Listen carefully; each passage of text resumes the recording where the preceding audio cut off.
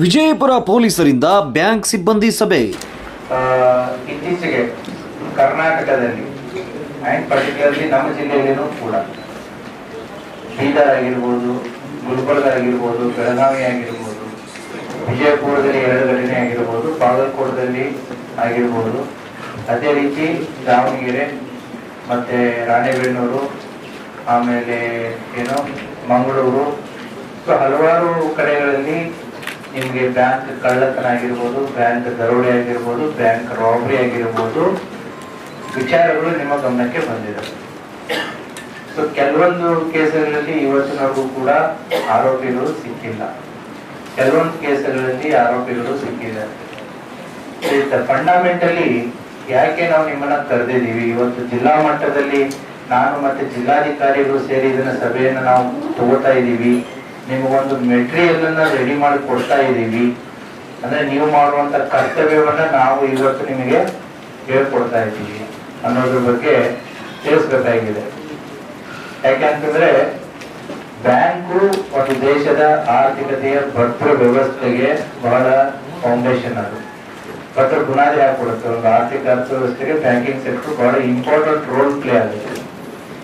ಜನರು ತಾವು ಕಷ್ಟಪಟ್ಟಂತಹ ದುಡ್ಡನ್ನ, ಒಡವೆಯನ್ನ ಒಂದು ಲೋನ್ ರೂಪದಲ್ಲಿ ನಿಮ್ಗೆ ಪ್ಲೆಜ್ ಆಗಿರ್ತಾರೆ, ಅಥವಾ ಮನೆಯಲ್ಲಿಟ್ರೆ ಸಾಮಾನು ಕಳ್ತನ ಆಗ್ತವೆ ಅಂತ ತಂದು ಬ್ಯಾಂಕ್ ಲಾಕರ್ಸ್ಗಳಲ್ಲಿ ಇಟ್ರೆ ಬ್ಯಾಂಕ್ದವರು ಅದಕ್ಕೆ ಯಾವ ರೀತಿಯಾದಂತಹ ಒಂದು ಸೆಕ್ಯೂರಿಟಿ ಮೆಜರ್ಸ್ ಗಳನ್ನ ತಗೊಂಡಿದ್ದಾರೆ ಅನ್ನೋದು ಬಹಳ ಇಂಪಾರ್ಟೆಂಟ್ ಆಗುತ್ತೆ. ನೀವು ಎಷ್ಟರ ಮಟ್ಟಿಗೆ ಸೆಕ್ಯೂರಿಟಿ ಫೀಚರ್ಸ್ ಗಳನ್ನ ಇಂಪ್ಲಿಮೆಂಟ್ ಮಾಡಿದ್ದೀರಾ, RBI ಗೈಡ್ಲೈನ್ಸ್ ಏನ್ ಹೇಳುತ್ತೆ, ಹೌದಾ, ಪೊಲೀಸ್ ಇಲಾಖೆ ಏನ್ ಹೇಳುತ್ತೆ. ಸೊ ವಿಸ್ತೃತ ರೂಪದಲ್ಲಿ ನಿಮಗೆ ಒಂದು 5-6 ಪೇಜ್ಗಳನ್ನ ನೋಟ್ ಮಾಡಿಕೊಟ್ಟಿದ್ದೀವಿ ನಾವು. ಫಿಸಿಕಲ್ ಸೆಕ್ಯೂರಿಟಿ ಆಗಿರ್ಬೋದು, ಸೈಬರ್ ಸೆಕ್ಯೂರಿಟಿ ಆಗಿರ್ಬೋದು, ಮತ್ತೆ ಚೆಕ್ ಲಿಸ್ಟ್ ಆಗಿರ್ಬೋದು. ಸೊ ಎಲ್ಲವನ್ನ ಕೂಡ ಸ್ಪೂನ್ ಫೀಡಿಂಗ್ ಮಾಡ್ತಾ ಇದ್ದೀನಿ ನಾನು ಇವತ್ತು. ಹೇಗಾಗುತ್ತೆ ಬ್ಯಾಂಕ್ಗಳಲ್ಲಿ ಭದ್ರತಾ ಲೋಪ? ಒಂದು ಬ್ರ್ಯಾಂಡ್ ಅನ್ನ ನೀವು ತಗೋಬೇಕು ಅಂತಂದ್ರೆ ಸುಮಾರು 10 ವರ್ಷ 20 ವರ್ಷಗಟ್ಟಲೆ ಕೆಲಸ ಮಾಡಿ ಬ್ರ್ಯಾಂಡ್ ತಗೊಂಡಿರ್ತಾರೆ. ಬಟ್ ಇಂಥ ಒಂದು ಘಟನೆ ಏನಾಗುತ್ತೆ, ನಿಮ್ಮ ಬ್ರ್ಯಾಂಡ್ ಅನ್ನ, ಇಮೇಜ್ ಅನ್ನ ಕಳೆದು ಹಾಕತ್ತೆ. ಸೊ ನೀವು ಸೇಫ್ಟಿ, ಭದ್ರತೆ ಅನ್ನೋದು ಎಷ್ಟು ನಿರ್ಲಕ್ಷ್ಯತೆ ಇದೆ ಅನ್ನೋದನ್ನ ಕೇವಲ ಬ್ಯಾಂಕಿಂಗ್ ಸೆಕ್ಟರ್ ಒಂದೇ ನೋಡಲ್ಲ, ನಾನು ಹಲವಾರು ಕ್ಷೇತ್ರಗಳಲ್ಲಿ ನೋಡ್ತೀನಿ. ಸೊ ಸುರಕ್ಷತೆ ಅನ್ನೋದು ನಾವ್ ಏನಂತ ತಿಳ್ಕೊಂಡಿದೀವಿ ಅಂದ್ರೆ ಎಕ್ಸ್ಪೆಂಡಿಚರ್ ಅಂತ ತಿಳ್ಕೊಂಡಿದ್ದೀವಿ.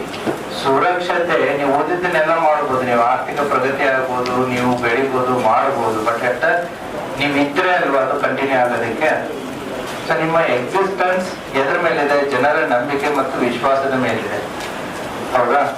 So every accident is a notice that something is wrong with men, material and your procedures.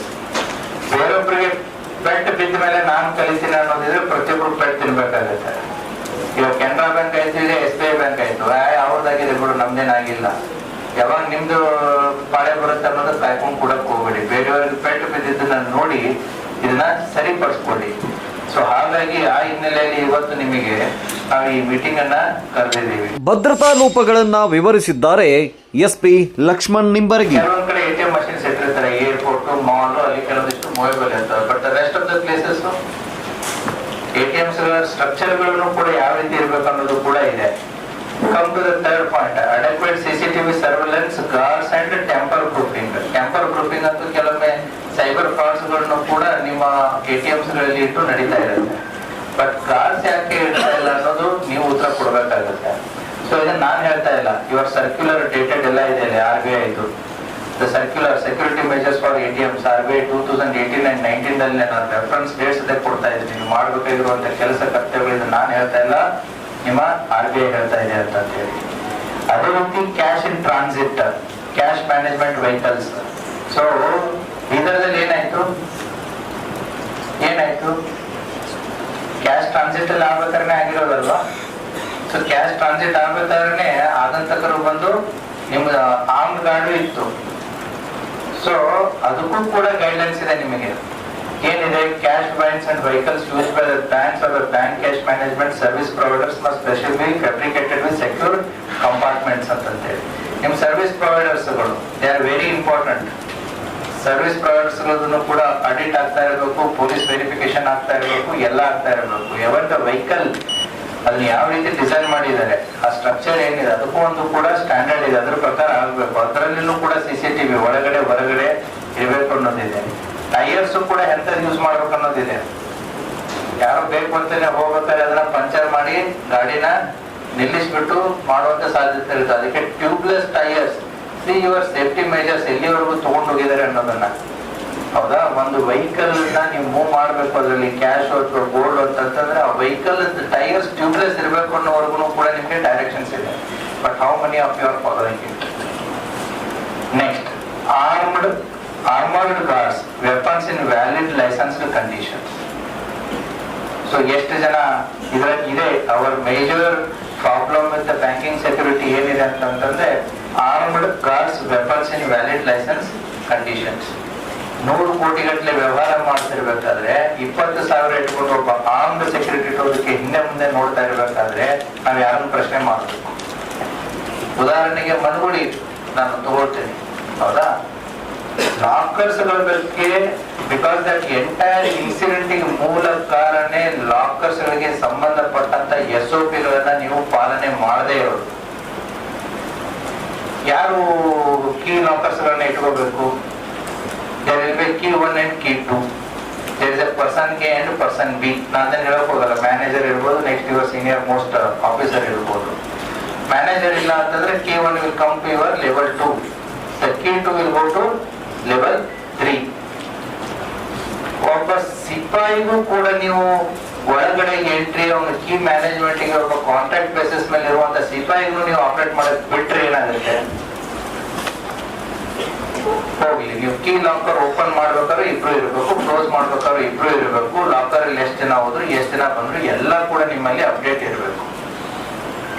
If there is no accountability, ಇವತ್ತು ಲಾಕರ್ ರೂಮ್ಸ್ ಅಲ್ಲಿ ಯಾರ್ಯಾರು ಹೋದ್ರು ಯಾರ್ಯಾರು ಬಂದ್ರು, ಯಾರ್ಯಾರು ಹೋಗಕ್ ಅವಕಾಶ ಇರುತ್ತೆ? ಮ್ಯಾನೇಜರ್ 1 ಅಂಡ್ ಲೆವೆಲ್ 2, ಆಮೇಲೆ ನಿಮ್ಮ ಗೋಲ್ಡ್ ಡಿಪಾಸಿಟ್ ಮಾಡೋರು, ಕ್ಯಾಶ್ ಡಿಪಾಸಿಟ್ ಮಾಡೋರು, ಇವ್ರು ಬಿಟ್ರೆ ಬೇರೆ ಯಾರಿಗೂ ಅವಕಾಶನೇ ಇರಲ್ಲ. ಒಂದ್ ರೀತಿ ಅದನ್ನ ಮಾರ್ಕೆಟ್ ರೀತಿ ಬ್ಯಾಂಕ್ ಅಲ್ಲಿ ಇದ್ದಂತ ಎಲ್ಲಾ ಸಿಬ್ಬಂದಿಗಳನ್ನು ಎಕ್ಸೆಸ್ ಕೊಟ್ರೆ ಒಳಗಡೆ ಇರುವಂತ ಇನ್ಫಾರ್ಮೇಶನ್ ಲೀಕ್ ಆಗಲ್ವಾ? So this is an most neglected violation point number 1. ಮನಗುಳಿಯಲ್ಲಿ 100 ಕೋಟಿ ಇರುವಂತದ್ದು ಏನ್ರಿ ಇದೆ? 100 ಕೋಟಿ ವ್ಯಾಲ್ಯೂ ಇರುವಂತದ್ದು ಮನಗುಳಿಯಲ್ಲಿ ಏನಿದೆ?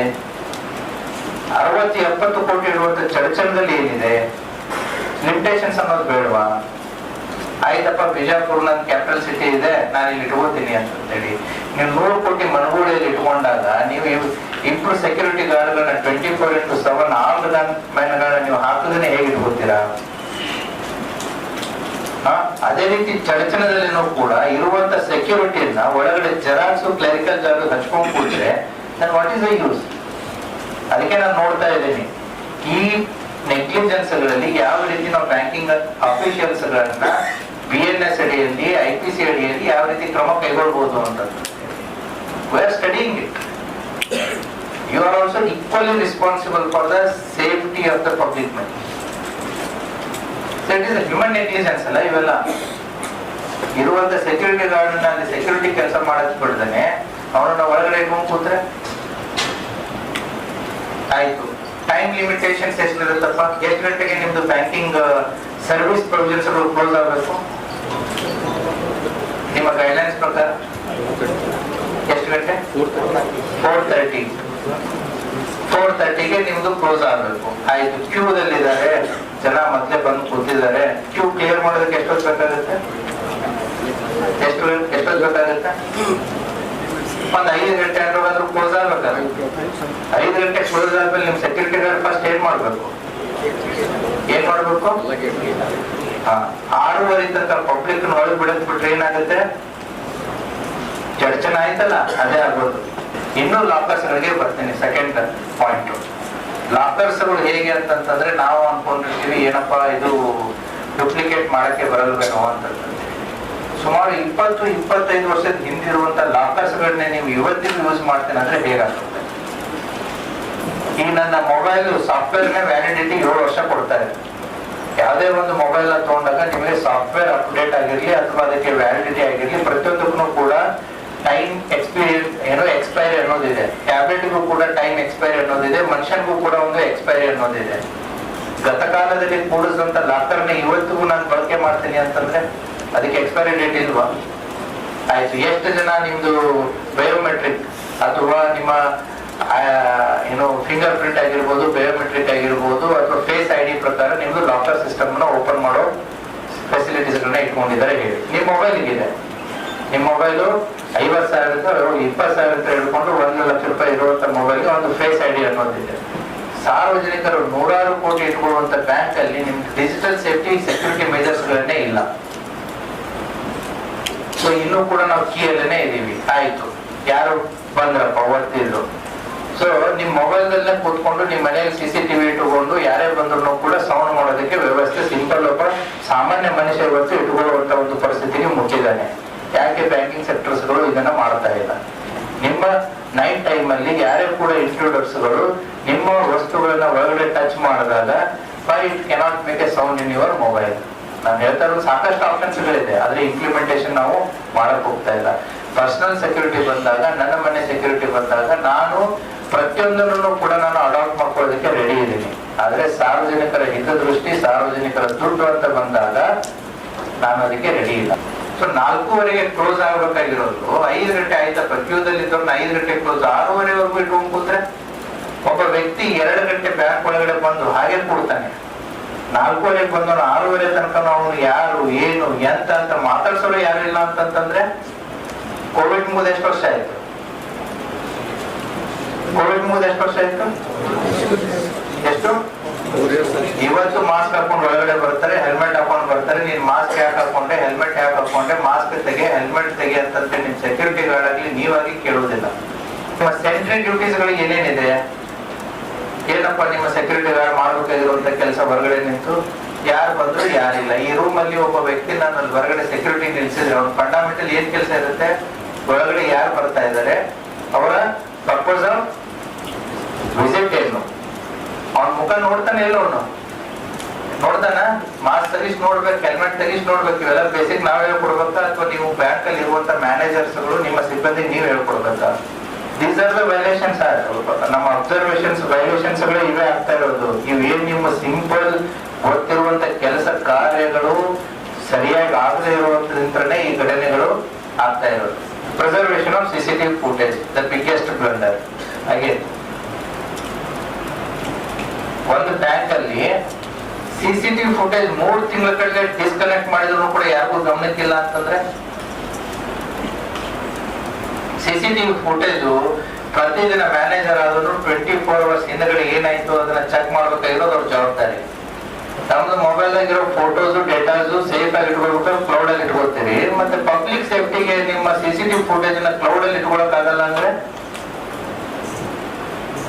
ಅದೇ ವ್ಯತ್ಯಾಸ ಇರೋದು. ನನ್ನ ಸೇಫ್ಟಿ ಬಂದ್ರೆ ಐ ವಿಲ್ ಟೇಕ್ ಕೇರ್, ನನ್ನ ಫ್ಯಾಮಿಲಿ ಸೇಫ್ಟಿ ಬಂದ್ರೆ ಐ ವಿಲ್ ಟೇಕ್ ಕೇರ್.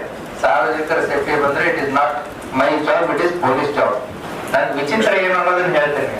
ನನ್ನ ಎಕ್ಸ್ಪೀರಿಯನ್ಸ್ ಅಫೆನ್ಸ್ ಆಗಿದೆ, ನಮಗ್ ಚಿಂತೆ ನಮಗಿದೆ ಪೊಲೀಸರದು.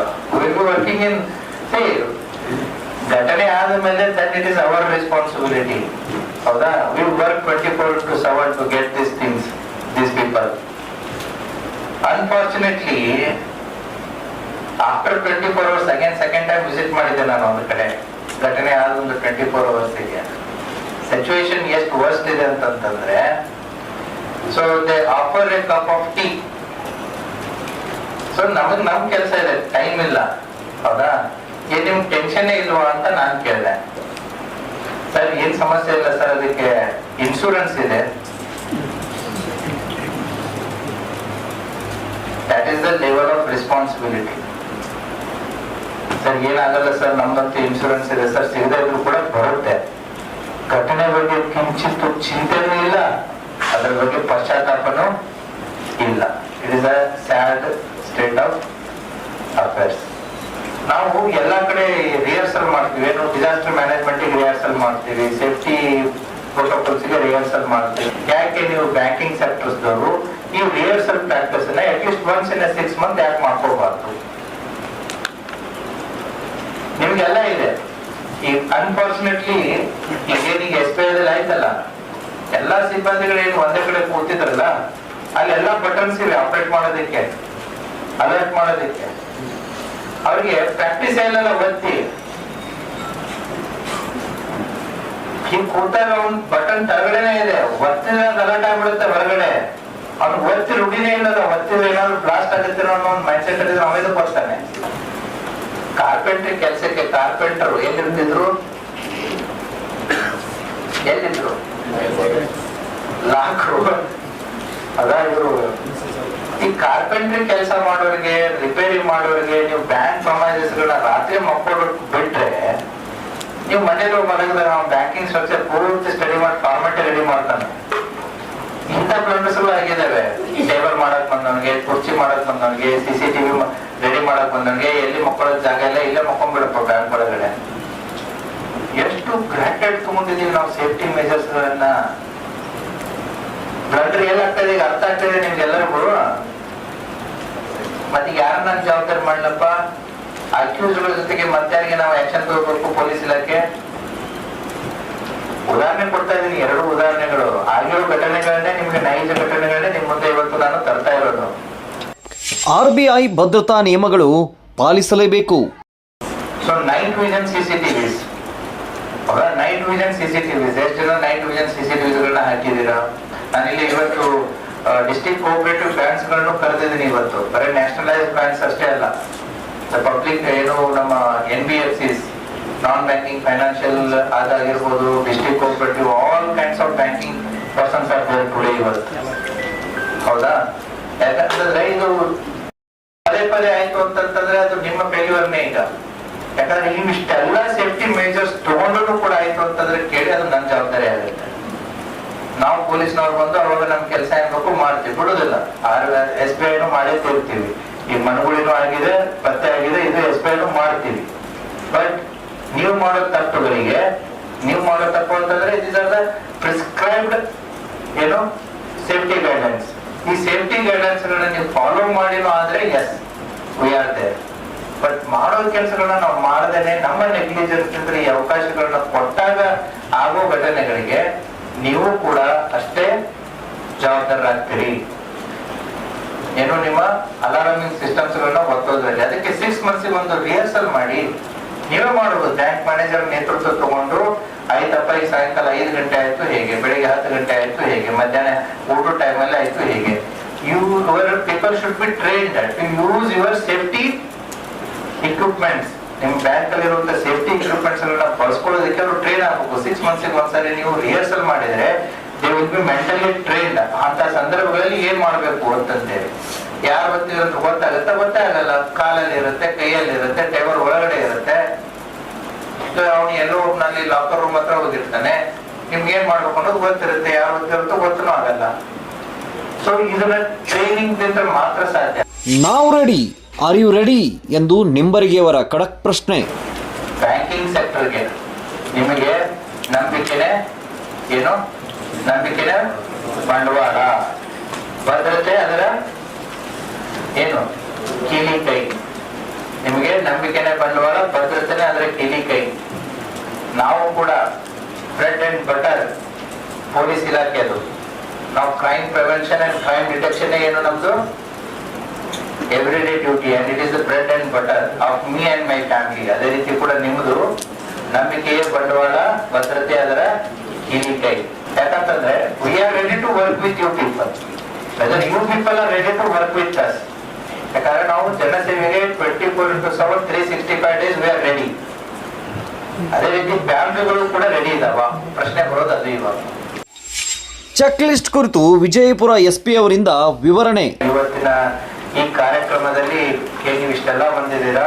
So we have given A detailed guidelines. I have given an individual A prepared notes ತರನೇ ನಿಮಗೆ ಕೊಟ್ಟಿದ್ದೀನಿ. ದಯವಿಟ್ಟು ಇವುಗಳನ್ನ